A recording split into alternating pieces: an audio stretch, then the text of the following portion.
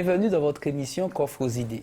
Nous nous retrouvons encore une fois sur le plateau afin de pouvoir passer un moment dans le partage autour de l'étude du livre de Jérémie, de son ministère, mais aussi de la situation du peuple et de la réaction du peuple face au message que Dieu a voulu lui donner. Nous nous retrouvons en compagnie d'Ansli, Yvelise, Edwina, Carole et Charles. Comment allez-vous aujourd'hui? Bien, bien, bien. Bien, bien, bien. Nous sommes bien, bien, bien. Je ne pourrais pas en dire autant de Jérémie. Ah, le pauvre. Jérémie, lorsqu'on poursuit l'étude de son livre, semble être découragé. Mais plus que découragé, Jérémie semble ne plus avoir envie d'avancer. D'ailleurs, le titre de notre leçon d'aujourd'hui, c'est « Les malheurs s'amoncellent sur Jérémie ». J'aimerais que nous puissions prendre Jérémie 20, le verset 7. Jérémie 20, le verset 7. Alors, Jérémie 20, le verset 7 nous dit « Tu m'as persuadé, Éternel, et je me suis laissé persuader. Tu m'as saisi, tu m'as vaincu. Et je suis chaque jour un objet de raillerie. Tout le monde se moque de moi. » D'accord, merci Edwina. Déjà, ce texte nous donne une idée de ce que ressent Jérémie. Nous aurons l'occasion d'approcher, de voir en détail ce qu'il ressent un peu plus loin. Mais j'aimerais qu'on puisse poursuivre avec deux textes, Jérémie 20, le verset 3 et Jérémie 38, verset 4 à 6. Deux textes qui nous permettront de pouvoir poursuivre ce temps d'échange. Jérémie 20, verset 3 et Jérémie 38, versets 4 et 6. Jérémie 20, verset 3. Mais le lendemain, Pachur fit sortir Jérémie de prison. Et Jérémie lui dit, « Ce n'est pas le nom de Pachur que l'Éternel te donne, mais celui de Magor Missabib. » Ok. Ensuite, Jérémie 38, le verset 4 et 6 à 6. Et les chefs dirent au roi que cet homme soit mis à mort, car il décourage les hommes de guerre qui restent dans cette ville, et tout le peuple, en leur tenant de pareils discours. Cet homme ne cherche pas le bien de ce peuple, il ne veut que son malheur. Le roi Sédécias répondit, « Voici, il est entre vos mains, car le roi ne peut rien contre vous. » Alors ils prirent Jérémie et le jetèrent dans la citerne de Malkija, fils du roi, laquelle se trouvait dans la cour de la prison. Ils descendirent Jérémie avec des cordes. Il n'y avait point d'eau dans la citerne, mais il y avait de la boue, et Jérémie enfonça dans la boue. Merci Ansli. Alors, que pouvons-nous dire de l'attitude de Pachur et de l'attitude des gens du peuple? Mais Pachur, déjà, en tant que sacrificateur, je trouve qu'il a exagéré, parce qu'il était le premier quand même à devoir faire confiance à ce que Jérémie disait. Donc c'était un chef qui allait à l'encontre de l'Éternel. Donc ça, c'est déjà un problème. Et le peuple après, forcément, comme on disait dans une des précédentes leçons, ben voilà, quand la tête a un problème, ben c'est tout le reste qui suit. Si le sacrificateur lui-même, il mettait en doute ce que Jérémie disait, il est normal que derrière, le peuple n'ait même pas envie de réagir par rapport à ce qu'il disait. Mais Pachur n'était pas en contradiction avec ce qu'il pensait. Que veux-tu dire par là? Il était en contradiction avec l'Éternel. Oui, mais pour lui, ce qu'il faisait était juste, puisque Jérémie allait à l'encontre de ce qu'il pensait être juste. C'est-à-dire, Mais on va pas pour lui, comparer à Paul quand même. non, mais pour lui, oui, ce qu'il faisait, c'était la mission de l'Éternel, parce que pour lui, Jérémie n'allait pas dans le sens que lui, il voulait que le peuple aille, c'est-à-dire qu'avec l'Éternel, la paix, la joie va continuer à régner. Jérémie est un prophète de malheur et il fallait tout faire pour que Jérémie puisse mourir. Yvelise qui... Oui, je rejoins Charles. Je pense que Pachur pensait que Jérémie n'était pas un prophète qui venait de Dieu, puisque Jérémie annonce que des malheurs, il fait peur au peuple aussi. Donc, il fallait en quelque sorte le mettre de côté, puisque c'était pas quelqu'un qui faisait pour, selon Pachur, la volonté de Dieu. D'accord. Alors, C'est dans vrai ces que cas-là, pourquoi il a fait sortir de prison le lendemain? Alors, c'est vrai que c'était cette question justement. Pourquoi il a fait sortir de prison le lendemain? Parce que quand je sais que quelqu'un est coupable, machin, je le laisse moisir en prison tranquillement. Quel est ce revirement de situation subite? Je pose la question, bien sûr. J'ai pensé la même Ah, chose. il y a un esprit tout d'un coup. Alors, Il n'y avait pas un esprit avant, il y a un esprit alors, tout d'un coup. cette question. Non, c'est juste pour nous montrer la contradiction, parce que je pose la Bien question sûr. volontairement, Oui, que bien sûr. Pachou connaissait le fond, il savait, mais il voulait se persuader que non, l'Éternel ne peut pas et que le peuple va se retourner contre eux. Donc il fallait tout faire. Mais en gardant Jérémie en prison, il savait qu'il allait à l'encontre de ce que l'Éternel disait vraiment. Et c'est ça le plus souvent. Des fois, nous savons que ce que la personne dit, c'est vient de l'Éternel. Mais parce que nous voulons satisfaire notre propre personne. Oui, la majorité. Et être bien là où nous sommes, nous préférons faire taire la vérité, enterrer la vérité, mettre la vérité en prison. Ok. Il faut se rappeler une chose. Le livre de Jérémie ne donne pas de détails sur ce qui s'est passé pendant la nuit, puisque le texte dit que le lendemain, il a été libéré. Mais nous pouvons croire que Dieu agit au travers, dans cette expérience que Jérémie a vécue, parce que Dieu avait promis à Jérémie de le protéger, de le préserver face à la fureur, face à l'adversité. Et nous pouvons croire que cette expérience de Jérémie est la manifestation de la promesse de Dieu, de le protéger. Ça devrait être encourageant pour nous de savoir que Dieu est un Dieu de parole. Est-ce que nous avons déjà expérimenté dans nos vies ce sentiment que Dieu était là, même quand tout semblait noir? C'est sur ce que Dieu voulait que Jérémie s'appuie, sur la réalité de sa présence, quand bien même. Et nous qui sommes ici sur le plateau, et vous qui nous regardez, Dieu veut que vous sachiez qu'il sera toujours présent avec nous, quel que soit ce qui pourrait arriver. Une question qui fait référence à la situation de Jérémie. Avez-vous déjà connu quelqu'un attaché au pilori, donc étant mis en difficulté, étant outragé à cause de ses convictions? Pas directement. Pas directement. Comment réagissez-vous? Est-ce que vous vous taisez en se disant la majorité a toujours raison? Ou alors prenez-vous le parti de dire ce n'est pas juste? Ou alors faites-vous simplement le dos rond et puis dire ok, laissons les choses couler, ça va s'arranger? Comme on l'a dit aussi lors d'une précédente leçon, c'est une question de caractère. Si on va à l'encontre de l'injustice, de toute façon, on va toujours réagir. Moi, je sais que ça m'est déjà arrivé de réagir face à une injustice parce que, effectivement, les autres, ah non, mais que veux-tu qu'on fasse, machin?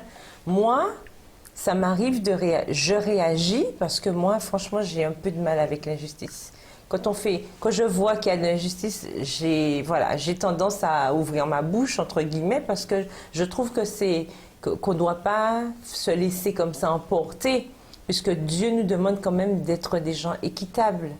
Donc, quand on voit qu'il y a un problème, on doit savoir réagir, on doit pouvoir réagir, réagir face à l'injustice. Et quel que soit, je vois un camarade en difficulté, je suis à l'école et tout, il faut que je puisse réagir. Sur mon lieu de travail, je vois un collègue en difficulté, il faut que je puisse réagir aussi.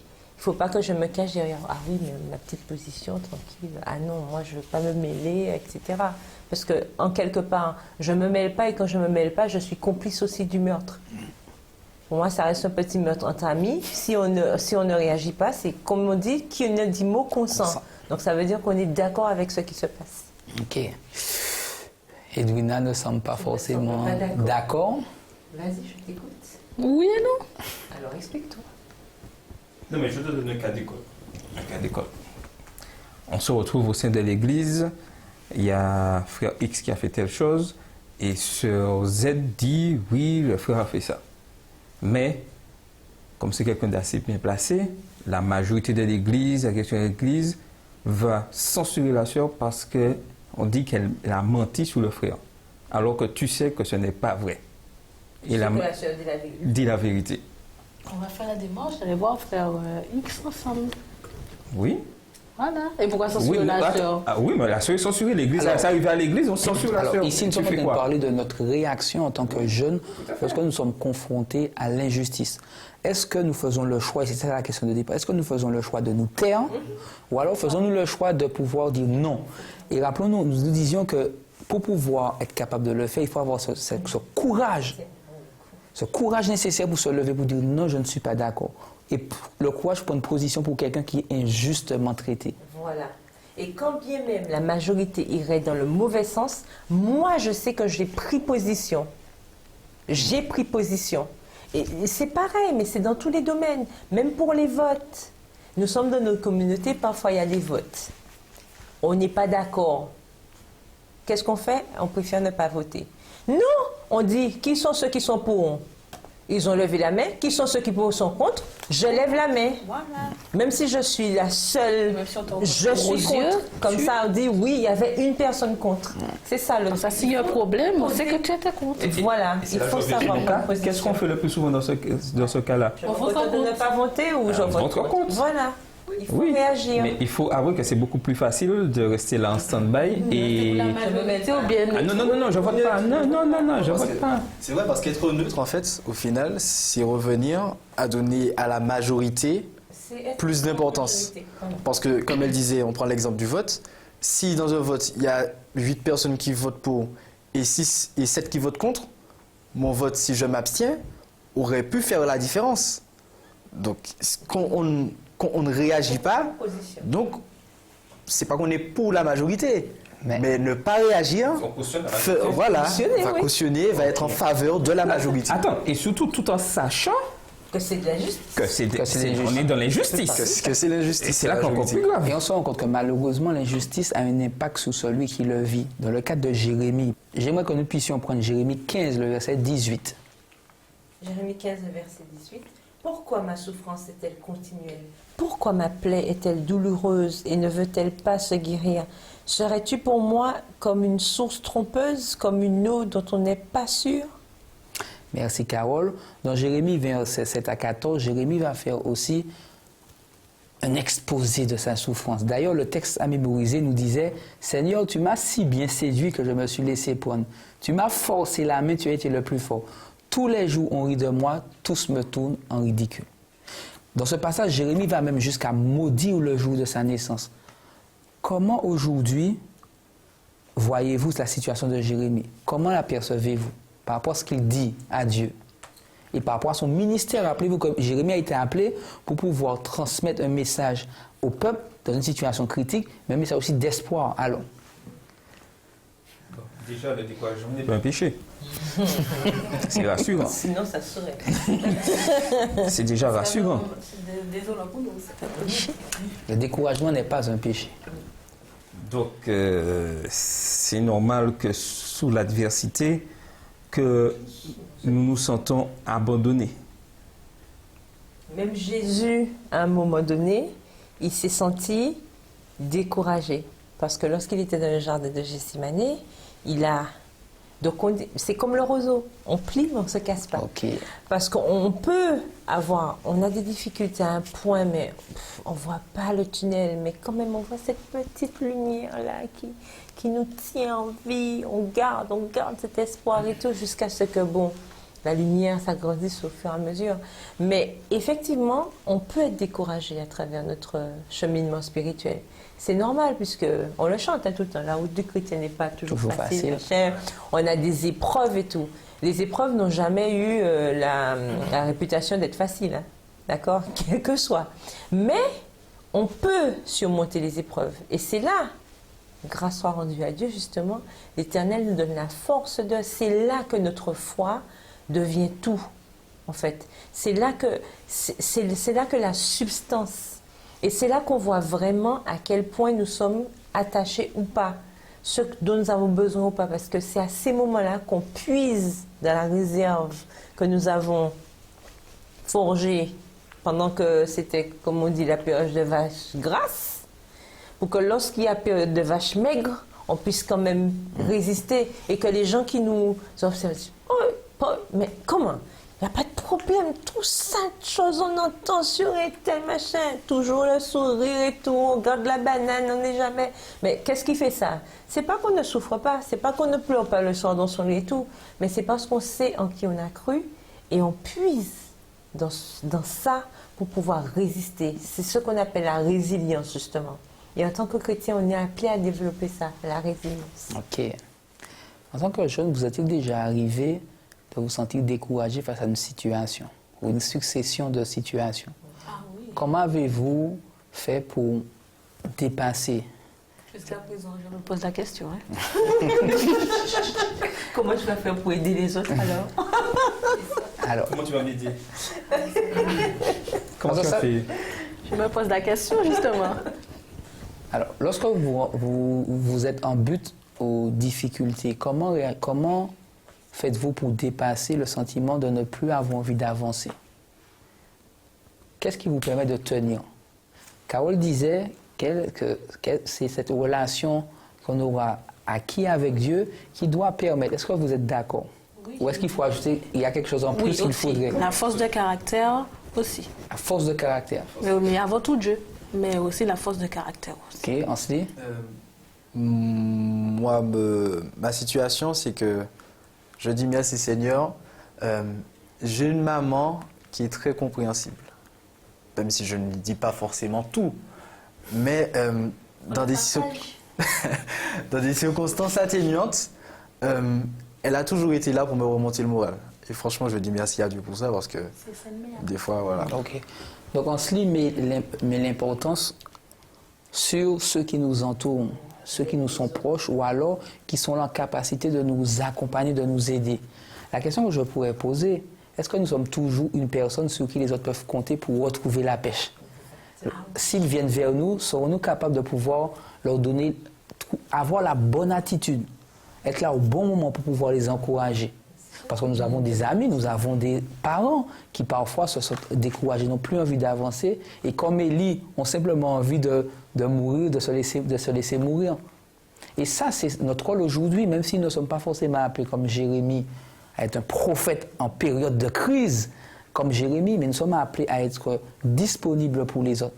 Et ça, vas-y, Carole. Et moi, il y a une chose, moi aussi, moi j'arrive à dépasser ces choses-là aussi parce que j'essaie de me remémorer les bons moments. Quand ça va très bien, chaque fois que Dieu a fait quelque chose, j'essaie de retourner sur ça et cela m'aide à avancer. Moi, j'ai une expérience récente qui m'a fait réfléchir aussi.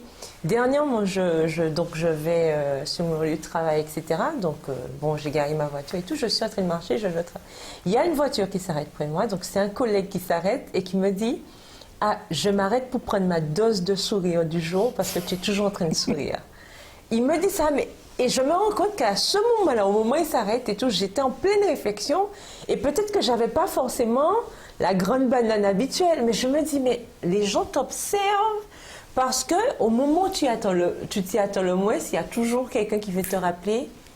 Tu as comme une espèce de responsabilité parce que les gens te regardent et tout. Et je me dis que, mais Seigneur, merci, si ça permet à l'autre de passer une bonne journée, je ne sais pas. Ou peut-être que moi, j'étais peut-être contrariée sur joie, mais le fait de garder toujours un visage serein, ça aide l'autre peut-être à avancer. Et ça, c'est important. Mais ça se nourrit, en fait. C'est quelque chose qui se travaille parce que ce n'est pas naturel. Puisqu'on a toujours tendance à penser que les problèmes, forcément, ça nous casse. Or, non. Les problèmes, ça ne casse pas forcément. Ce n'est pas quelque chose qui va nous mettre par terre et puis on ne se relève pas. Avec Dieu, on peut toujours se relever. Mais ça, c'est une question de foi. Comme je dis tout le temps, c'est ce travail, cette expérience avec Dieu qui aide à surmonter quand les choses ne vont vraiment pas. Et j'ajouterai une chose importante, et c'est ce qui a permis à Jérémie de tenir. Certes, Jérémie dit à Dieu qu'il regrette le jour de sa naissance, etc. Mais qu'est-ce qui lui a permis de tenir? C'est que Dieu a fait la promesse d'être avec lui. Il était découragé, mais ce qui lui a permis de tenir, cette lumière, cette promesse que Dieu a dit, je suis avec toi, je te délivrerai. Et même sur le pilori, il avait cette assurance que Christ était avec lui. il est humain. Ce moment était difficile, mais Christ est là. Et nous devons avoir, en tant que jeunes, cette force, cette énergie de reconnaître que Christ est toujours là dans nos difficultés. Mais il y a un autre personnage de l'Ancien Testament qui, peut-être comme Jérémie, a eu ce même sentiment. Vas-y. Que lui arrive-t-il? Je laisse Carole. Mais non, mais on connaît tous l'histoire de Job. Oui, effectivement. Mais comme je trouve que je parle tellement que... Ah bon? Non, mais c'est Job aussi, pareil. Enfin, on a eu 2-3 hommes, mais Job en particulier. Tandis que Job, lui, il n'y avait même pas eu cette promesse que Jérémie a eu au départ, il t'attaque tout ça. Job, du jour au lendemain, il est passé du jour à la nuit. Sans avertissement. Oui, voilà. Parce que Jérémie savait, mais Job ne savait rien. Bien. C'était la relation qu'il avait avec Dieu, sa confiance Voilà. en Dieu. Et ça Qui lui a permis de tenir bon. Exactement. Effectivement, on se rend compte que nous pouvons aussi, tout comme ces hommes, être confrontés à ces moments de découragement. Mais ça signifie que Dieu est prêt à nous écouter. Parce que Dieu a écouté Jérémie. Dieu comprend que nous arrivions à la limite de nos possibilités. Et lorsque cela nous arrive, nous devons tout naturellement et sans avoir honte, sans avoir peur, dire Seigneur, je n'en peux plus. Parfois, peut-être que ça ne nous est jamais arrivé, mais le jour où ça nous arrivera, il nous faut nous dire, j'ai la solution, il faut que j'aille vers Dieu. Mais nous rappeler aussi que Dieu ne nous donne pas des preuves au-delà de nos forces. Il y a toujours une solution, il y a quelque chose qui va arriver. Quand on fait confiance à Dieu, il y a toujours quelque chose. Il y aura la bouée de sauvetage.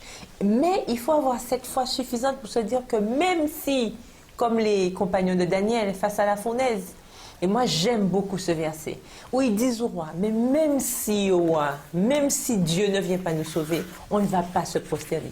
Qu'est-ce qui a permis à ces jeunes de pouvoir parler ainsi? C'est cette foi que même dans la fournaise, de toute façon, comme on dit, même pas mal. De toute façon, ça ira, même si on doit passer de vie à trépas, ça ira, parce qu'on sait en qui on a cru. On peut se reposer sur l'Éternel. Et c'est ça, justement, tout. Mais c'est ça tout l'enjeu. C'est pouvoir, à terme, dire, je me repose. Comme on dit, tranquille le chat, je ne m'embête pas, l'Éternel est là. Et on se retrouve, Comme on dit, heureux ceux qui meurent en Jésus-Christ. Effectivement. oui, mais cette assurance-là, quand l'épreuve est passée ou quand la difficulté, ne réduit à aucun moment le message que nous devons transmettre. Parce que Jérémie ne s'est pas arrêté. Hein? Et Job même, lorsque c'est fini, il a encore loué encore plus l'Éternel. Oui, et ce régime, on reprend. Et on repart. D'ailleurs, Jérémie dit au verset 9 de Jérémie 20 que il a un feu brûlant dans les os et dans le cœur qui l'oblige à pouvoir porter le message qu'il doit porter. Quand bien même, On l'a mis sous le pilot. on l'a mis sous le pilot, quand bien même il a été jeté dans le puits, quand bien même il souffre, il a ce feu qui lui dit, vas-y. Mais l'Éternel lui avait dit, hein, il lui a touché.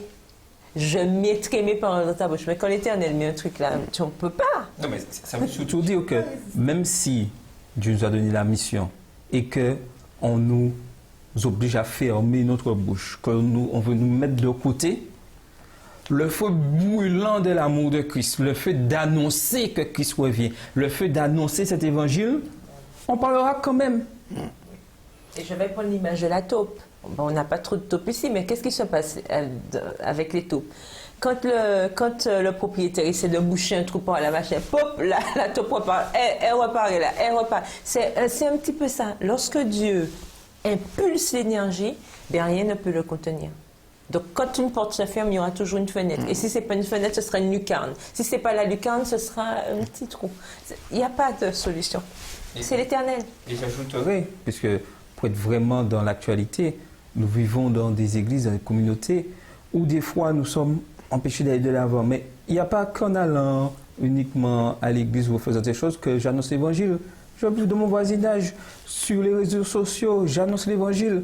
Si on ne veut pas me le faire à l'église, machin, pourquoi ça brûle en moi, je veux parler aux autres de Christ. Même si on m'empêche, je le fais. Et en effet, l'expérience de Jérémie, c'est la garantie que quelles que soient, comme vous le disiez, les difficultés que je rencontrerai dans mon Église, dans mon quotidien, dans mes rapports avec les autres, que Dieu elle, sera là pour me garder, mais susciter en moi cette envie de pouvoir parler de lui. Et je crois que ça, c'est... Tu voulais dire? En fait, par rapport à tout ce qu'on a dit, je regardais surtout le verset, en fait, et je me disais, quand Jérémie disait à Dieu, surtout, Seigneur, tu m'as arnaqué. Oui. C'était limite ça. Oui. Tu m'as persuadé et je me suis laissé persuader. Donc, Oui, je me suis fait avoir. je me suis fait avoir pour un arnaqueur, en fait. C'est ça. Je me suis fait avoir. Et pourtant, malgré tous les reproches qu'il faisait à Dieu, il était toujours debout. Il était toujours présent. Nous qui avons tendance à nous dire « Seigneur, tu m'as envoyé là, mais je ne le sens pas trop. » Ou bien « Seigneur, tu m'as envoyé là, ah non, ils sont contre nous là. » Mais non, on arrête ça. Alors que ce n'est pas ce qu'on devrait faire. Justement, Jérémie nous donne l'exemple. « Seigneur, tu nous as dit ça, on a des difficultés, des gens se moquent de nous, c'est pas grave, avec toi, j'avance. » Et je crois que ces paroles, comme Steve vient de prononcer, peuvent nous servir de conclusion à notre échange d'aujourd'hui. Quand bien même les difficultés que nous pourrions avoir, nous appuyer sur Dieu et nous dire « Seigneur, c'est avec toi que j'avance ». Et c'est avec ces mots que nous vous disons au revoir et à une prochaine émission, Coffre aux idées.